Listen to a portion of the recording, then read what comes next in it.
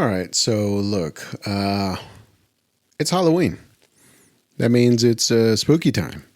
It's a fun time.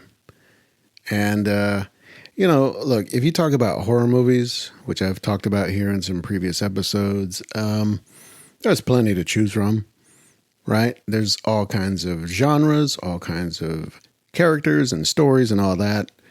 I wanted to take a little bit of a different approach this time.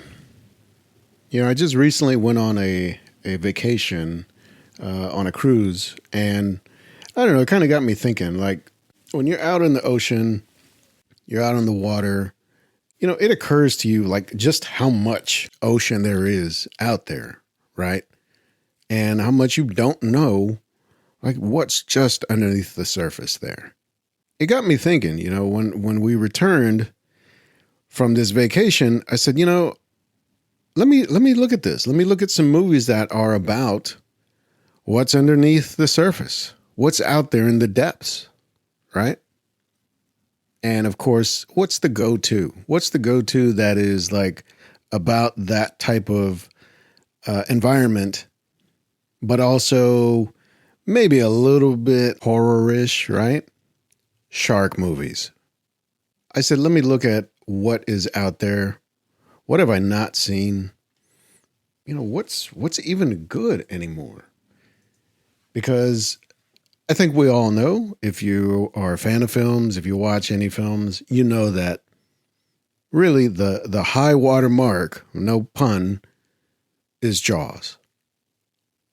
Right? From 1975. That's the standard for which all other shark, ocean, animals attack thrillers are set against, right? That's what everybody's trying to beat. And yet, I just feel like none of the ones that I had seen up to that point really came close. I have an interesting memory. I say memory. It's not a memory of Jaws. It's a memory I was told about when Jaws was released. So it was released the year that I was born, right? June 1975. I was born in September. And for me, a very distinct thing that I remember about that film is that my mom told me that she was pregnant with me and watching this film, and it totally freaked her out and even kind of it made her anxious about what this would mean like for the baby she was carrying, me, and if that was something that was like the stress of it, the fear that she had, like how would that affect my baby, right? Well, I don't know. Maybe it turns out I just really like that movie. Is that the worst thing in the world? Probably not. But that is a thing that I look back on with some amusement, but also with some fondness, because that is a memory of my mom. And you know how that is very important to me these days. So I said, all right, look, there's a whole lane here of films and stories that throughout the years, people have taken stabs at trying to get this formula or trying to make something different even. And has it ever really worked? To me, it's like Jaws is way up there. It's like at the top. If you look at like what comes next, a fairly distant second is probably Jaws 2.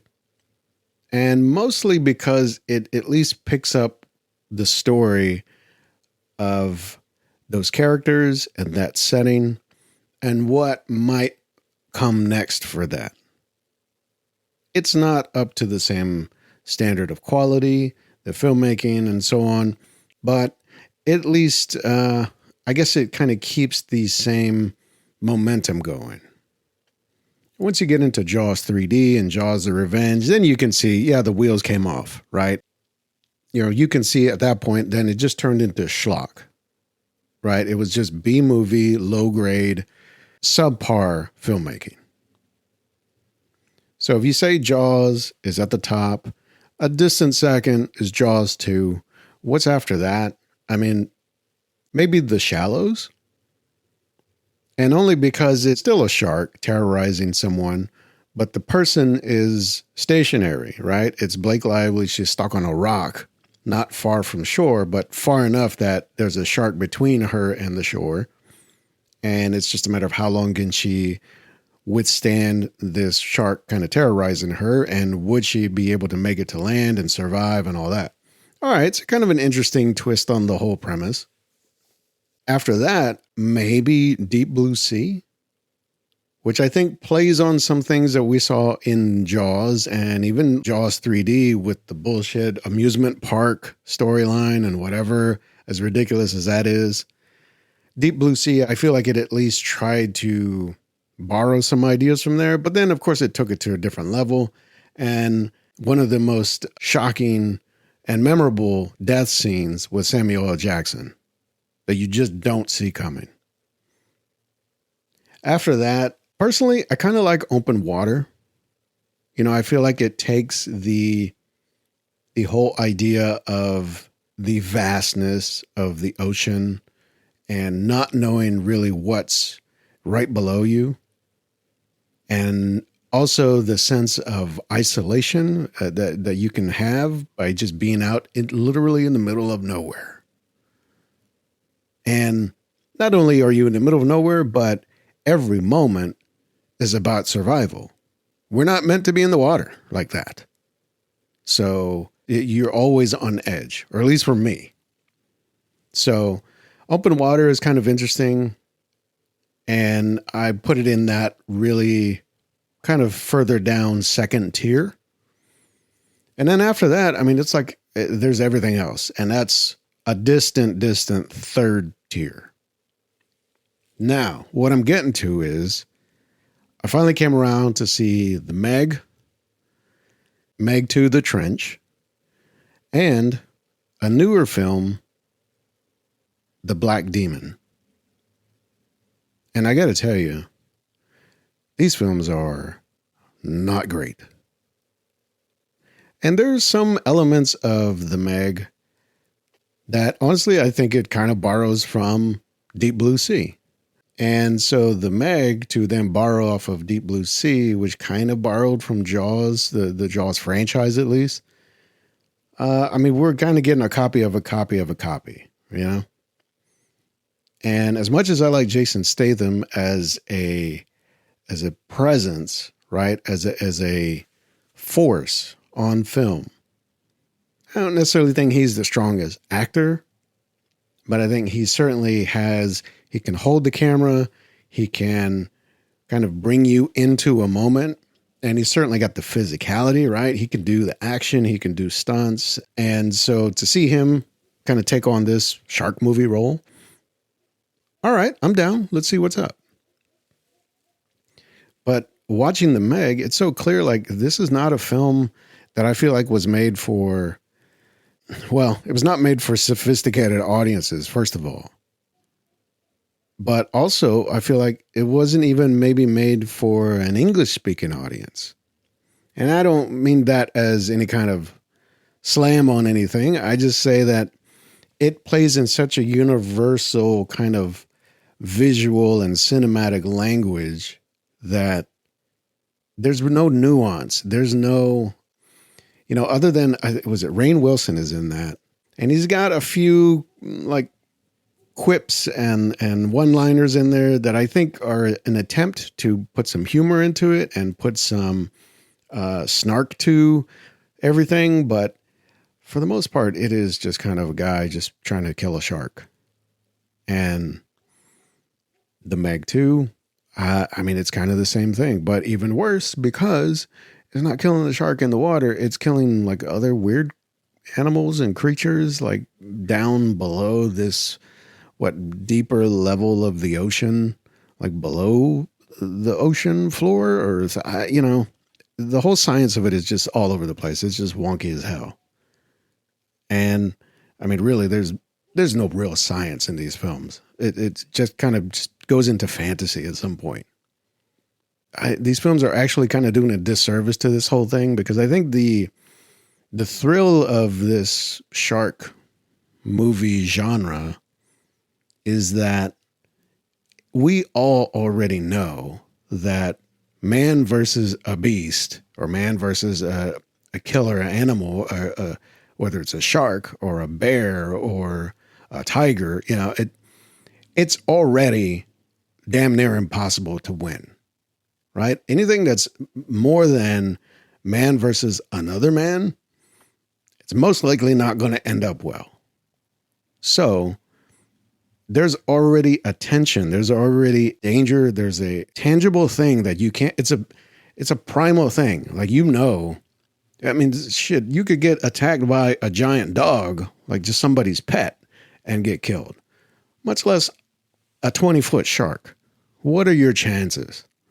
Okay. So we really have to suspend a lot of disbelief just to get to that. But then you want to throw in all these other things and these creatures and these submarines that almost look like spaceships. And it just kind of takes us into a whole different place that I don't even care, because it feels like none of this is real anymore. And so I think these films have kind of gone so far in that direction that it's more of just an amusement ride. There's no real sense of danger to it. It's not scary. It's not thrilling. It's not entertaining. And yet somehow they made a second one. So there must have been some reason, some sort of success that it was measured against that warranted, all right, we need another movie like this. I don't know. So not great movies overall. And I said, all right, well, look, I heard of this other movie, The Black Demon. Seems like a very different kind of story. And it's got a little bit of a different setting and an environment. And it's set in or like an oil rig off the coast of Mexico, if I remember right. Now, I was just in Mexico. I was just on a cruise there. So, coming off of that and having a good time, having a great experience there, getting to see sights and see the people there. This film, I mean, man, I can't tell you how discouraging and really kind of fucking insulting this film is. Because, look, not only is it not made so well, and the story of it is just all over the place. It kind of doesn't even make sense. But just look, in the first 20 or 30 minutes, the depiction, the portrayal of the Mexican people in this setting, in the story, as either poor or low class or dangerous, threatening, I just feel like it's so, it's disappointing, because I feel like there's plenty of nuance you could build in there, and you don't got to hit me over the head with, oh, here's a guy who looks a little sketchy, but then you throw on this really ominous music, and now he's a real threat. He's someone you got to be careful around. You got to watch out for. When in reality, that character, probably as written, could just as easily be someone who's concerned about his community, or someone who's maybe wary of foreigners or people who are there to either manipulate or exploit their land or their people or their culture, right? Those are all legitimate things. And yet this film and these filmmakers really kind of take the easy way out, the lazy way out, really, and make instant bad guys or instant good guys. And you're never really clear why. Well, like why it has to be so extreme. I mean, hell, even the main character here, played by Josh Lucas, who I do like watching in some of the films I've seen him in. Here, I mean, he's so far over the top. Everybody in this film, even the child actors, his family, his wife and two kids, it just feels very like TV movie-ish. And it's so heavy-handed, so ham-fisted. It's just horrible. And it's not to say that there's even a bad idea at the core. I mean, there is a nugget of an interesting idea there, but it's like, all right, well, there's this oil rig, there's a leak, there's oil in the water everywhere, and it's contaminating things.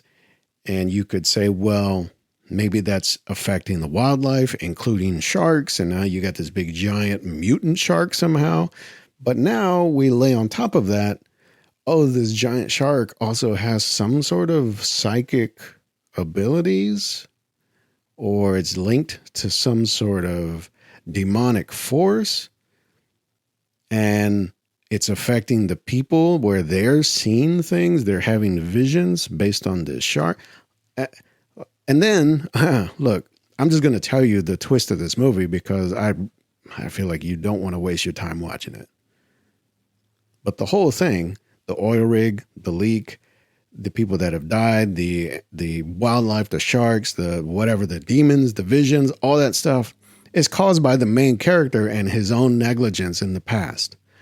Oh, okay. All your bad decisions, all your compromises of your ethics, right?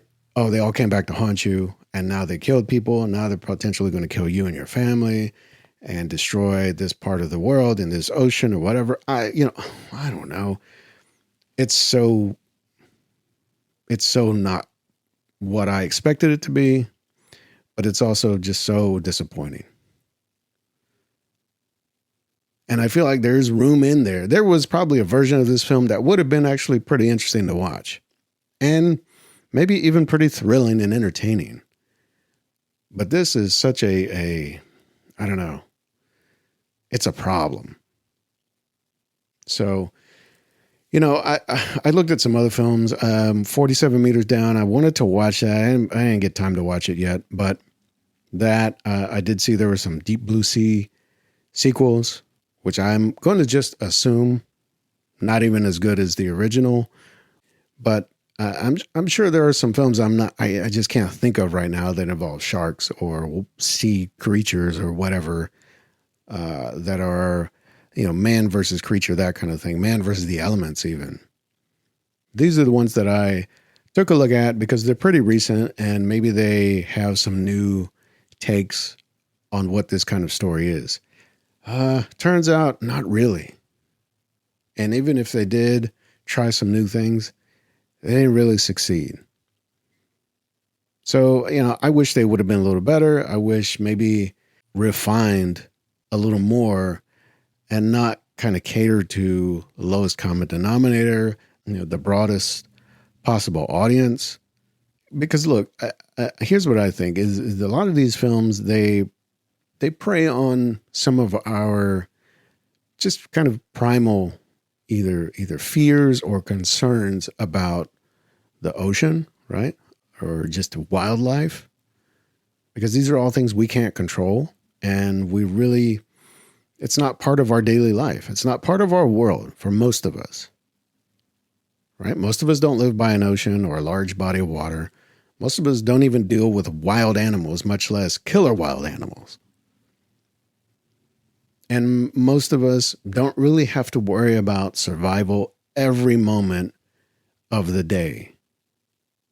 The fact that this film, all of these films really, they try to pull on those strings and manipulate that within you. It's not easy to do, but it can be done. And yet I feel like trying to root it in some sort of science fiction or some sort of fantasy, I think that doesn't work for this kind of genre. It really has to be rooted in reality because the reality is scary enough. That's all you really need. You don't need magic. You don't need spirits. You don't need mutant genetic experiments or whatever, right? Just the regular shark is scary enough on its own. I promise you. So all these films are just going to have to take an L. And, the thing that is maybe more disappointing is that You can tell there's some craft here. You can tell there's some real work that's going into these films, the filmmaking, the visual effects. I don't know necessarily about the acting or the writing, but you can tell there's work. It shows on screen. I just wish those things that it was lacking in were stronger. If you would have had a more refined story, maybe some more interesting characters, or at least characters that kind of adhered to a certain level of reality, then let the shark be the monster hiding in the closet.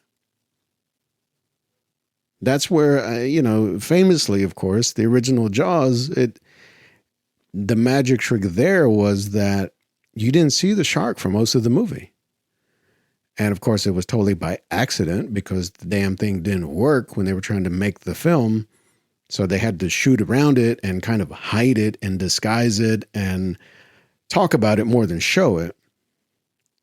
But it also, because we all kind of understand what sharks are to begin with, it let our imaginations run with the idea of a killer shark that was hunting people, not just a shark that was going to come after you.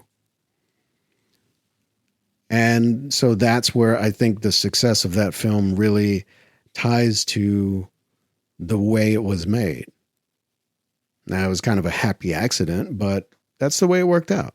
And here, the idea, like all these films, they just go right at, here's the big ass shark. Be afraid. It doesn't work like that. And we should know that. And I don't mean we as an audience, but as people who are familiar with stories, people who are telling these stories, the filmmakers, they should know that. Because look, here's the other thing. Steven Spielberg did Jaws 1975, right?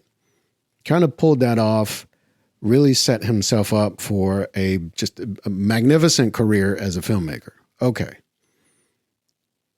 The whole thing of how do you tell the story about the shark, make it interesting, make it scary, make it even funny in some ways. You would think, well, that was such a landmark. You can't really duplicate it. You don't want to repeat that. Right? And yet, if you really break down how he approached Jurassic Park, like almost 20 years later, was that like 92, 93? He kind of does the same thing.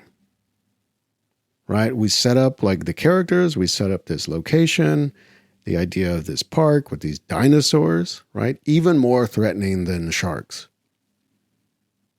But of course, they don't actually exist, right? So there's a big hurdle there of like, how do we make this real, but also still scary in a way that people can understand? What does he do? He does kind of the same thing. Talks about the T-Rex, talks about dinosaurs are dangerous, they're deadly, they're animals that don't understand the world today. They're from a different time. Well, we don't see that T-Rex the first time that they pull up to the paddock, right? It's just not there. We don't see any of the dinosaurs when they first go up. When they're in the little Jeeps or the Explorers or whatever they are riding around, they're like, well, where are all the dinosaurs? We see the big, brontosaurus, brachiosaurus, whatever. And we see the one triceratops, right? But they're like docile. They're just like big cows in a way. The threatening one, it's held off for as long as possible. I mean, even to the moment when we get to that scene, right, where the T-Rex shows itself. What's the first thing we see? Oh, we see the little cup on the dashboard and we see the water vibrating, right? That's how you introduce this monster dinosaur, this beast from 60 million years ago that kills everything in its path. You introduce it with a little cup of water. That's the magic. Because you instantly know, oh shit, it's about to go down.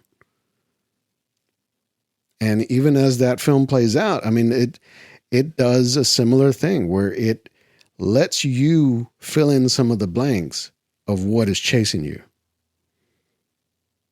And these films, I just feel like they they don't really learn from that lesson. And it's not that you have to duplicate or copy what somebody else has done, but yeah, you got to find a new way to do it. And maybe just showing the creature outright at the beginning and making it real clear, like it's just a big CG shark. And maybe that's not the way to go. I think we've taken enough bites of that apple. Let's try something else. Matter of fact, maybe just don't make any movies about sharks anymore. Let's move on to something else.